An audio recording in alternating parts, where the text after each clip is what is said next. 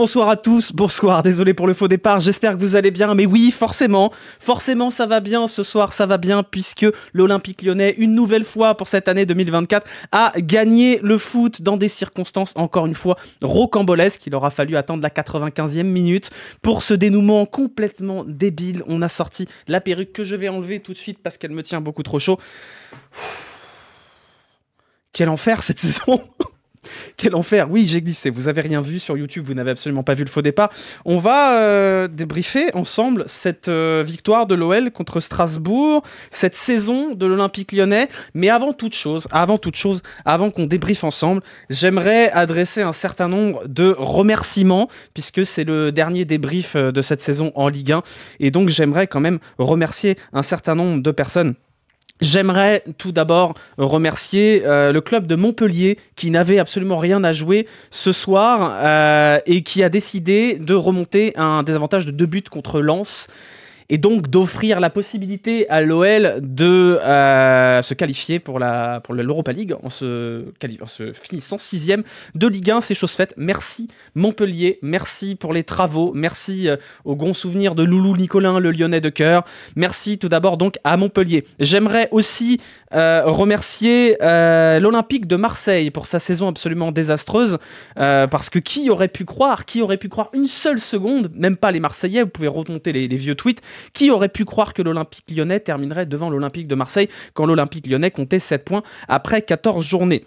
J'aimerais également remercier Florian Maurice et la ville de Rennes dans son ensemble pour la non-décision de construire une école internationale, parce que c'est un petit peu l'effet papillon derrière qui permet à Nemanja Matic d'arriver à l'Olympique Lyonnais et de sortir un petit peu ce club. Donc merci Florian Maurice, merci la ville de Rennes, la municipalité de Rennes, la métropole de Rennes pour les travaux cette saison. J'aimerais aussi adresser des remerciements à la poubelle du parc olympique lyonnais, parce que si on réfléchit bien, la poubelle du parc olympique lyonnais dans laquelle a shooté Karl Toko Ekambi, c'est celle qui permet à Barcola d'exploser et donc à Barcola d'être vendu pour 50 millions et donc à l'Olympique Lyonnais de passer la DNCG cet hiver et donc à l'Olympique Lyonnais de faire un mercato et donc à l'Olympique Lyonnais de finir 6e. Donc merci à la poubelle du parc olympique lyonnais.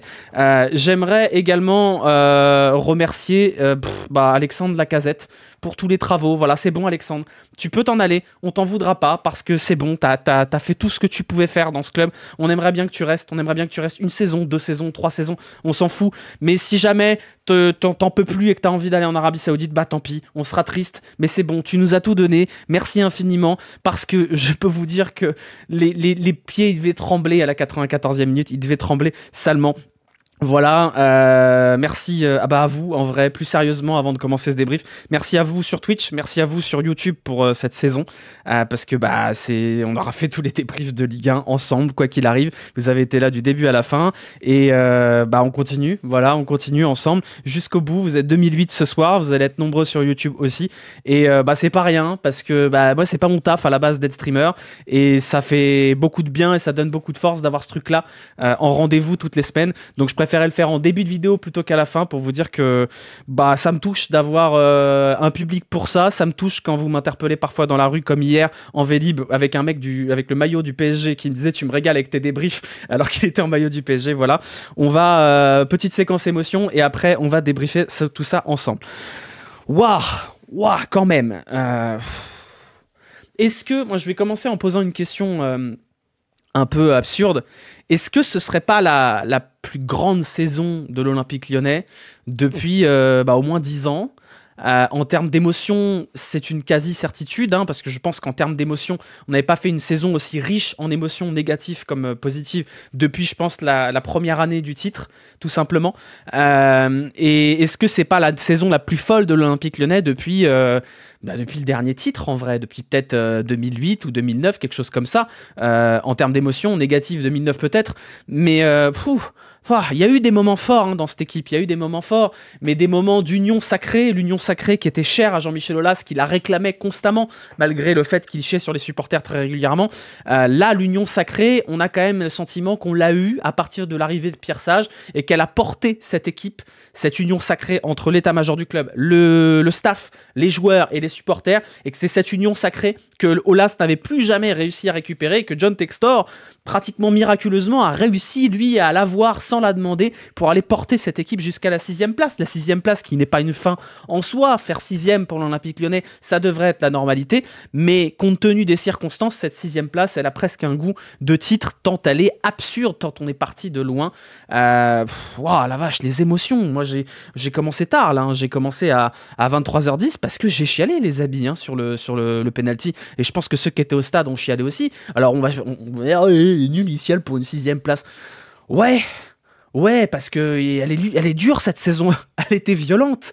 Elle a été infâme. Même dans ce match, on a vu tout et son contraire. On a vu, parce qu'on va refaire un peu le film. On a vu une première mi-temps brillante, maîtrisée, collectivement aboutie, avec un Olympique Lyonnais qui écrase Strasbourg, mais qui ne marque pas. Puis il y a ce but d'Alexandre Lacazette, on se dit ça y est, le gros du taf est fait. Et en fait non, puisqu'on revient des vestiaires, et ça gâche, et ça vendange.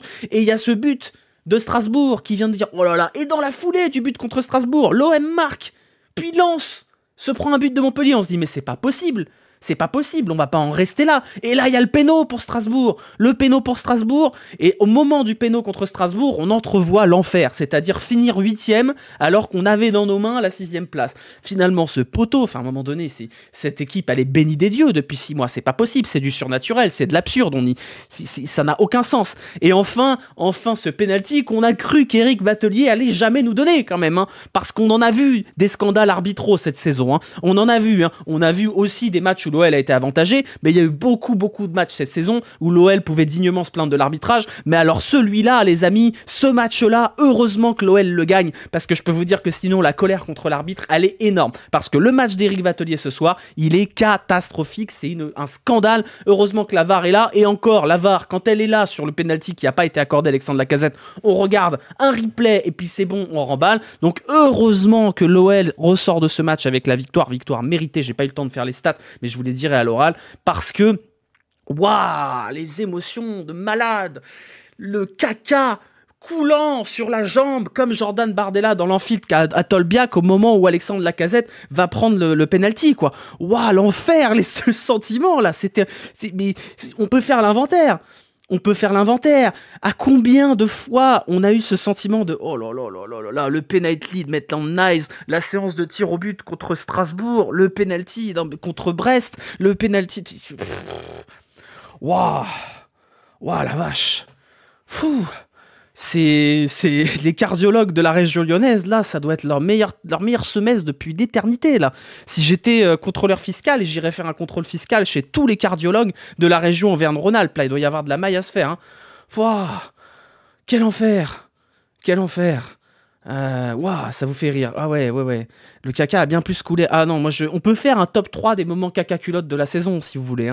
Je pense que tout en haut, c'est la séance de tir au but contre Strasbourg, mais je pense vraiment que le penalty de Lacazette ce soir, c'est numéro 2 du caca-culotte. Alors après, peut-être qu'on fera un stream bilan de la saison à froid pour essayer de voir comment on en est arrivé là. Mais, la vache. Je vais avoir du mal à être un peu lucide là-dessus. J'ai toujours mon carnet, il est là, mon carnet. Il y a plein de trucs notés, plein de trucs cohérents, plein de trucs intelligents, plein de trucs de réflexion. Et qu'est-ce qu'on... Il est pas très cohérent, ce débrief. Paris-Brest, c'est du bon caca-culotte. Paris-Brest, c'est une... Non mais en vrai, cette saison de Ligue 1, elle est quand même, dans sa globalité, elle est débile. Brest qui arrache la qualif en Ligue des Champions parce que Lille choque. Donc Brest est 3e ce soir. Lorient qui passe à un but d'aller chercher le barrage. C'est tout. Il y a tout qui est incroyable dans cette saison. Cette saison n'a aucun sens, que ce soit pour l'OL ou que ce soit pour plein d'autres clubs. Et on en ressortira avec le cœur plein d'émotions. Et on pourra raconter dans quelques années que cette saison-là, dans les livres d'histoire, ce sera une 6e place quasi anecdotique, comme si c'était une saison ratée. Mais au final, qu'est-ce qu'on a vibré quand même ? Qu'est-ce qu'on a pleuré ? Qu'est-ce qu'on a vibré ? Qu'est-ce qu'elle était folle cette saison ? Et c'est pas fini. Merci, je vois les abonnements qui tombent là. Merci Totoro pour les 5 abonnements offerts. C'est pas fini parce qu'il nous reste samedi prochain. Il nous reste samedi prochain. Parce que si samedi prochain, il se passe ce qu'il peut se passer, ce serait la meilleure saison de l'Olympique Lyonnais depuis 2012, factuellement, statistiquement. Donc c'est pas fini encore, c'est pas fini, parce que le PSG, ça va être dur, mais le PSG, il y a peut-être un trou, il y a peut-être une petite trou de souris, il y a peut-être un barreau d'honneur pour Alexandre Lacazette, on ne sait pas. Mais ce match à Lille, il aura désormais une saveur de non-regret, puisque l'OL est en Europa League, donc si on perd, bah tant pis, on perd, mais c'est plus un enjeu européen, c'est-à-dire qu'on y va pour le bonus. Alors un titre, c'est jamais le bonus, hein. Et voilà, il y a Chermoy, donc bah écoutez, rendez-vous à Lille. Ceux qui seront à Lille, on trouvera un bar, on trouvera quelque part où se retrouver pour aller faire la fiesta, en espérant que la fiesta se poursuive tard le soir. Waouh! Qu'est-ce que j'ai noté dans tout mon bordel? On va reprendre un peu, on fait le rewind. Ce match, pour revenir un peu sur le match. La première mi-temps, c'est quand même une des mi-temps les plus abouties collectivement. Et elle est rassurante par rapport aux choses qu'on a dit la semaine dernière, c'est-à-dire qu'on a dit que cette équipe, elle fonctionnait un peu à l'émotion, au hurrah football, et c'est toujours le cas, mais qu'on avait du mal à déceler des choses au niveau collectif. Là, sur la première mi-temps, il y avait des circuits travaillés, il y avait des enchaînements, il y avait une vraie entente collective, notamment entre Cherki et Benrahma, j'ai trouvé ça super intéressant, et une relative solidité défensive. Je crois qu'on termine la mi-temps avec 1,30 expected goals à 0,06, donc c'est plutôt pas mal. Mais après, il y a ce retour des vestiaires où il y a cette frilosité mentale, c'est-à-dire qu'on le sent arriver, ce caca culotte. Hein. On le sent arriver, il y a ce côté un petit peu malchance ou arbitrage un peu moyen avec ce penalty non accordé, mais on sent que cette équipe, à un moment donné, elle tombe en température, elle commence à faire un caca culotte, et je pense que vous l'avez senti, comme on a senti le 5-4 contre Brest, on a senti l'égalisation arriver. Alors moi, j'aurais pas pensé que le caca culotte continuerait, puisque on savait les scores sur les autres pelouses, mais à partir du moment où Emega met son péno sur la transversale, je me dis qu'il n'y a pas un monde où on ne gagne pas ce match. Parce qu'on le connaît, cet Olympique Lyonnais. On sait que quand il y a un truc qui se passe, là, il y a un coup derrière la tête, là, il y a le truc genre, c'est le destin. Moi, je pense sincèrement qu'à partir du moment où Emega met le ballon sur la transversale, c'est bon, on a gagné le match. Alors, il a mis le temps à arriver, hein, le match. Mais faudra faire l'inventaire. Faudra vraiment faire l'inventaire de tous les matchs débiles. Parce que c'est le mot, hein, c'est complètement débile. Tous les matchs scriptés, quoi. C'est FIFA Ultimate Team, c'est la Weekend League sur IFC. C'est scripté. C'est un scénario, c'est du catch. Enfin, ça n'a aucun sens. C'est vraiment sous la protection de la Vierge Marie, comme le Tifo disait. Donc voilà, j'ai noté des trucs qui sont presque anecdotiques. On verra ça plus tard. Mais quand même... on va l'avoir notre semaine, hein, notre match en semaine. On va les avoir, les déplacements. Puis on pensait qu'on allait aller à Classfig ou à Torchaven. Bah on va peut-être aller dans des matchs un peu plus sympas. On va peut-être aller en Espagne, on va peut-être aller en Angleterre, on va peut-être aller, je sais pas, voir Newcastle, j'en sais rien. Mais l'Europa League, les amis, qui aurait pu penser que l'Europa League, ce serait une option, même au tout début de saison, avec Laurent Blanc, quand on perd 4 matchs d'affilée, qui aurait cru qu'on serait en Europa League, quoi? Non, en Europa League. On va les avoir, les débriefs du jeudi, effectivement. Va y avoir double ration. En plus, l'Europa League, c'est le nouveau format. Va y avoir des milliards de matchs. Je sais pas comment je vais faire. Comment je vais faire pour débriefer le jeudi et le dimanche alors que j'ai un taf à côté? Mais ça va être le bordel, là. Donnez-moi des sous, les sponsors, j'en sais rien. Mais oui, on va les avoir. On va les avoir. Quel plaisir. Quel plaisir. Quel plaisir. J'ai même pas eu le temps de mettre en route mon stream, j'ai même pas eu le temps de préparer les notes et tout ça, ça a été, c'est chaotique, il va être très chaotique. Je vais commencer à préparer mon bordel là en meublant. Composition, non c'est pas ça, voilà le terrain il est là. Lyon-Strasbourg, oui c'est bon, je l'ai, parfait. Et le Jurigno. Qu'est-ce que j'ai noté? Je voulais, avant qu'on passe aux notes, même s'il est encore un peu tôt pour passer aux notes, mais on va s'étaler un petit peu après, hein. On va s'étaler un petit peu après, ne vous inquiétez pas. Alors, 2 secondes, Jurigno. C'est pas ça que je veux, c'est ça que je veux, voilà. C'est bon, j'ai ce qu'il faut. On va pouvoir rigoler fort des Rennais et des Marseillais. Oui, ça y est, c'est bon.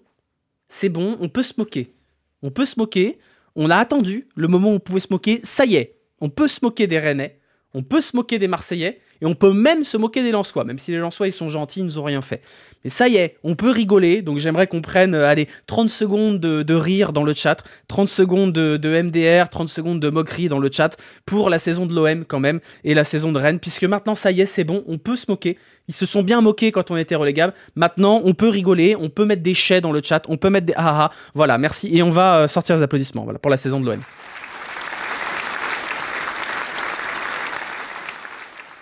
C'est nul, Denis, c'est nul de A à Z. Voilà, c'est pas bien, mais ça fait du bien. Qu'est-ce que j'ai noté avant qu'on passe aux notes? J'ai noté deux trucs. La première chose que j'ai notée, c'est des choses anodines. Hein, voilà, je le vide mon sac.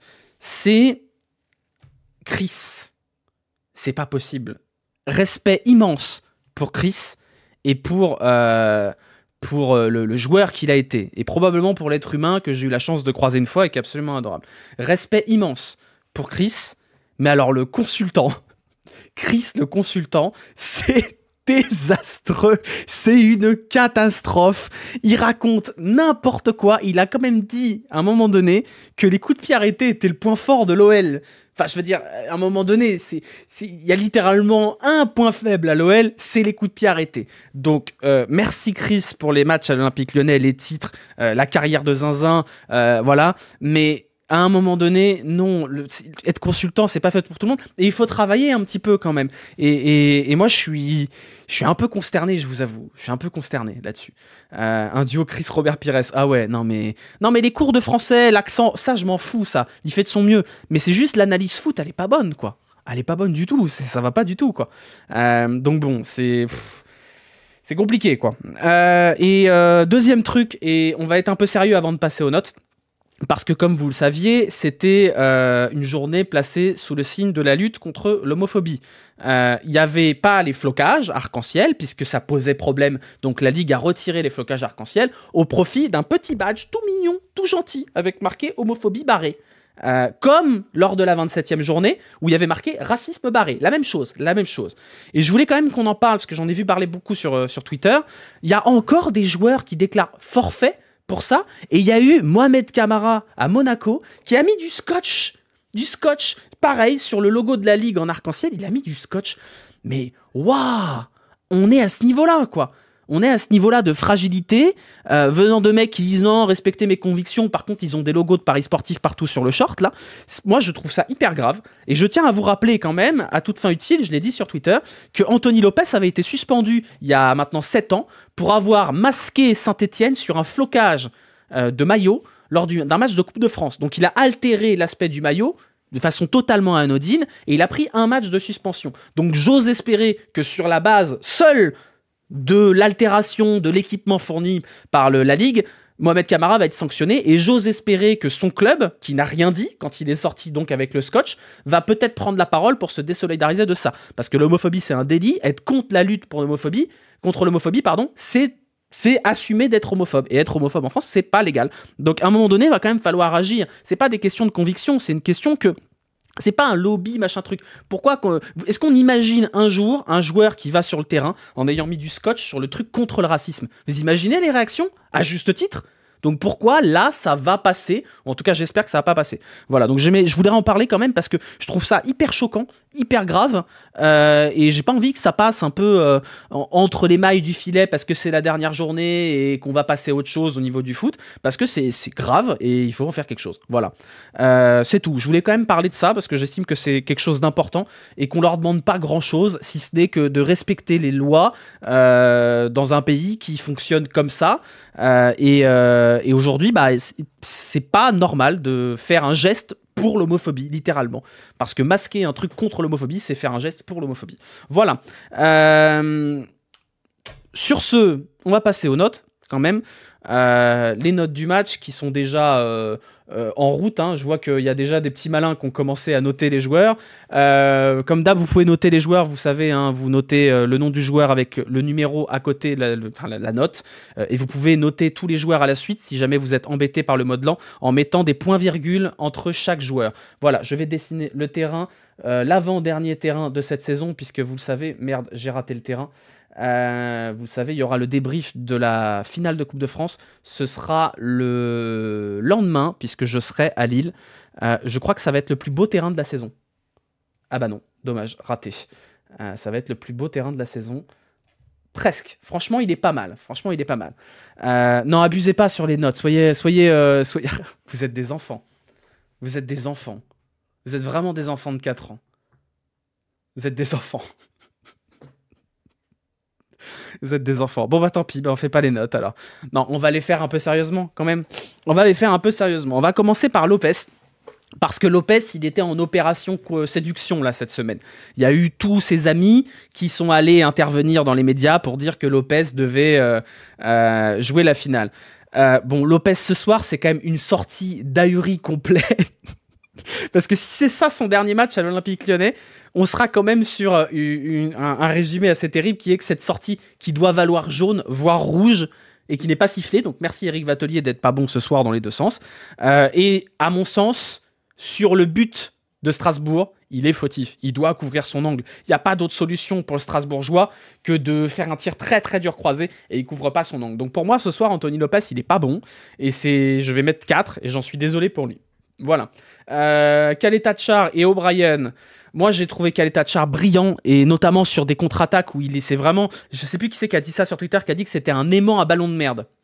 À chaque fois qu'il y a des ballons où il y a une passe facile à faire, il sait l'anticiper et il est bon pour l'anticiper. Je trouve que c'est un bon match de Douillet Kaleta-Tchar ce soir et je vais mettre un petit 7,5 des familles. O'Brien, je voulais en parler un peu plus longuement parce que moi j'adore O'Brien, surtout contre des équipes comme ça. Et il faut quand même pas oublier que les équipes comme ça, c'est les équipes que Lyon va affronter le plus souvent, c'est-à-dire des équipes qui jouent bloc bas et en contre-attaque. Et O'Brien, il a des lacunes, notamment au niveau du marquage et de l'anticipation, mais il a 2 énormes qualités. La première, c'est la capacité à porter le ballon et à trouver des passes qui cassent les lignes. Et ça, chez les défenseurs, c'est pas si courant. Le dernier qui faisait ça à Lyon, c'était Lukeba. Et O'Brien remplace Lukeba dans ce rôle-là. Et il est très bon sur les contre-attaques aussi, parce qu'il va très vite. Alors oui, il a de gros progrès à faire dans l'anticipation et dans la justesse d'intervention, et y compris sur les duels aériens défensifs, mais il est jeune et il peut progresser. Donc je vois beaucoup de gens qui disent oui, si O'Brien, il y a une offre, il faut le vendre et tout ça.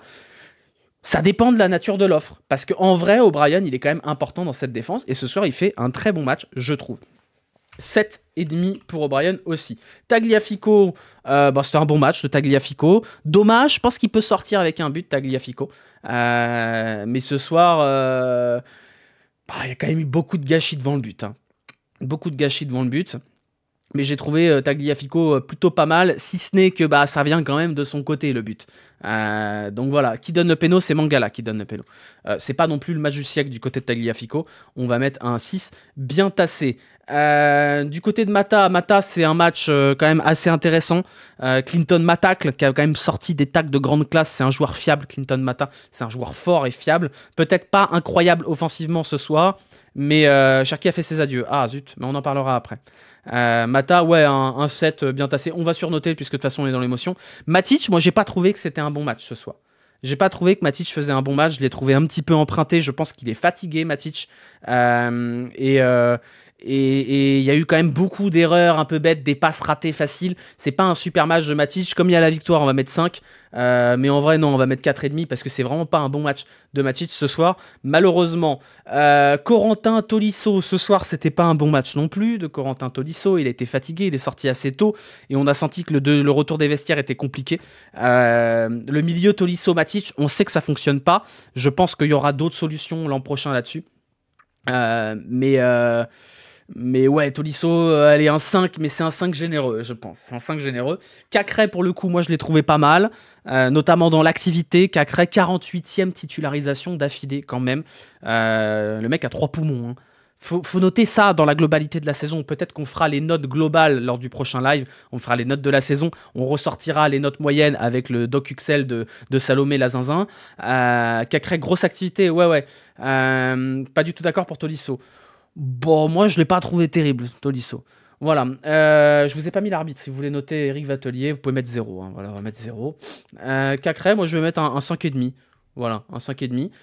Benrahma, je l'ai trouvé très bon ce soir. Benrahma, de toute façon, toute la ligne d'attaque a été bonne. A manqué un petit peu de finition, peut-être. Mais la tête à l'endroit. Benrahma, j'ai envie de mettre 7. Cherki, j'ai envie de mettre 7,5. 7, non, on va mettre 7 à Cherki. Pourquoi on va pas mettre plus? Parce que Cherki, il a beaucoup raté. Et c'est un match où Cherki doit mettre au moins un but. Par contre, il avait la tête à l'endroit, Cherki. Il avait la tête à l'endroit. Et j'ai trouvé que c'était un match intelligent de la part de Cherki. Il a manqué de justesse, mais c'était un match assez brillant de la part de Cherki. 7, c'est peut-être un peu généreux, on va mettre 6,5. Et Lacazette, je suis désolé, parce que ça va être le cœur qui va parler. Voilà, 10. C'est tout. J'ai pas de justification à apporter. C'est pas un match qui vaut 10, hein. Mais voilà, c'est tout. C'est Lacazette. Lacazette, quoi. Voilà, mais je pense qu'il faut en parler un peu plus longuement de Lacazette. Il faut parler du geste global. Moi, je prie tous les saints de Lyon pour qu'il reste encore avec nous, Alexandre Lacazette, parce que quel bonheur d'avoir ce joueur-là. Quel retour triomphal. Il y a eu cette interview qu'il y a eu au Canal Football Club où il dit j'ai pensé au fait d'être le capitaine du club pour l'année où il va en Ligue 2 et quelle folie. Enfin, je crois que c'est plus de 50 buts sur les 2 dernières saisons. Lacazette dans un club qui va pas bien, qui vit des heures sombres. Faudra un jour se rendre compte de l'authentique exploit, monumental exploit, que c'est d'être aussi fort dans un club qui va aussi mal. Et je pense qu'on peut remercier Alexandre Lacazette parce que je ne sais pas où le club serait aujourd'hui sans Alexandre Lacazette, mais probablement pas en Europe l'an prochain. Et j'espère que Alexandre Lacazette ira disputer une dernière campagne européenne avec l'OL parce que c'est écrit comme ça. C'est écrit dans les étoiles, Alexandre Lacazette doit rester pour disputer cette dernière campagne européenne et après il partira peut-être quelque part. Mais qu'est-ce que ce serait dommage qu'il s'en aille en Arabie Saoudite alors que l'OL va jouer l'Europe. Je pense qu'on peut pas, pour le romantisme, pour les dernières bribes de romantisme qui puissent exister dans le football mondial, le football européen, Alexandre Lacazette doit rester et doit disputer cette dernière campagne européenne dans un espoir fou peut-être un jour d'avoir ce titre européen, à défaut d'avoir un vrai titre sur la scène nationale puisqu'il a eu la Coupe de France en 2012 et il aura peut-être celle de 2024. Mais voilà, je pense que pour le romantisme, Alex, il faut que tu restes. Il faut que tu restes. Voilà. Qu'il fasse ce qu'il veut, il mérite. Ouais, certes, mais nous, on n'a pas envie qu'il fasse ce qu'il veut. Voilà. On va terminer sur le Jurinho avant de continuer à fêter tout ça ensemble. Le Jurinho que je vais vous mettre à l'écran incessamment sous peu. Et il n'est pas là, évidemment. Donc, donnez-moi 2 secondes. Voilà, c'est bon, il est ici. Est-ce qu'il est en ligne, le Jurinho? Non, il n'est pas en ligne. Donc pas de Jurinho ce soir, malheureusement, puisque le Jurinho n'est pas en ligne, car notre ami Jean Fion, qui doit le mettre en ligne, doit être en train de s'arracher la gueule. Voilà. Sur ce, on va terminer ce débrief plus tôt que d'habitude. Ce sera un débrief un peu expéditif d'une demi-heure, mais on ne peut pas débriefer ce match de façon un peu cohérente. On peut pas, ça n'a pas de sens ce match. Donc voilà, profitez des derniers moments pour noter les derniers joueurs que vous n'avez pas notés. Je vous rappelle que vous pouvez sortir vos notes sur un petit fichier en allant sur le lien qui s'affiche dans le chat Twitch à l'instant. Voilà, j'ai entendu. Oui, alors visiblement Cherki s'en va. Cherki aurait fait ses adieux.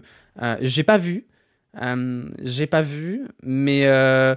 je vois plusieurs infos là qui passent. Je vois les adieux de Ryan Cherki et je vois que Bruno Genesio devrait aller à Nice.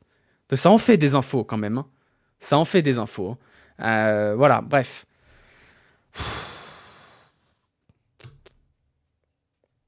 Écoutez, je sais pas comment on peut trop conclure là-dessus, si ce n'est que je vous donne rendez-vous samedi pour ceux qui seront à Lille. On ira boire des bières tous ensemble, quelque part, au bord du stade ou en centre-ville, on verra. Je vous donnerai rendez-vous aussi dans la semaine. C'est pas à moi de l'annoncer, mais il y a des choses que vous réclamez et qui vont pas tarder. Voilà. Et peut-être on fera un stream mardi pour débriefer la saison dans son ensemble de façon un peu plus froide. En tout cas, soyez là. Merci une nouvelle fois à tous ceux qui prennent le temps de mettre des commentaires, des pouces, tout ça, parce que c'est important. Ça compte pour moi. Et je vois le changement cette année. Je vois que ça compte pour vous et ça compte pour moi. Et donc, on va continuer. On va continuer l'an prochain. Écoutez, on n'a pas trop le choix. Hein. Sinon, si on continue pas, vous allez gueuler. Donc, on va continuer l'an prochain. Ce sera peut-être pas tout le temps au coup de sifflet final, mais on va continuer. Et on va continuer cet été avec du vélo, avec des débriefs Tour de France, puisqu'il y aura des débriefs après chaque étape du Tour de France dans la foulée de l'arrivée. Ce sera donc 21 live cet été pendant le mois de juillet, tous les jours, avant de rebasculer sur les débriefs des matchs amicaux de l'OL. Voilà. Sur ce, on va se quitter. On va aller décompresser tous ensemble et se préparer à la dernière échéance de cette saison. Ce sera samedi face à PSG, pardon, à Lille. Et il y aura un débrief dimanche soir à 23h. Débrief de la finale de la Coupe de France et de la saison. Voilà, je vous souhaite à tous une bonne fin de soirée. On se retrouvera mardi pour un live nocturne et jeudi pour autre chose. Mais que cela peut-il bien être? Voilà, et c'est tout. C'est tout. À bientôt, prenez soin de vous et n'oubliez pas, parfois, comme ce soir, l'Olympique Lyonnais est une formidable raison d'être heureux. Bisous, à bientôt, ciao.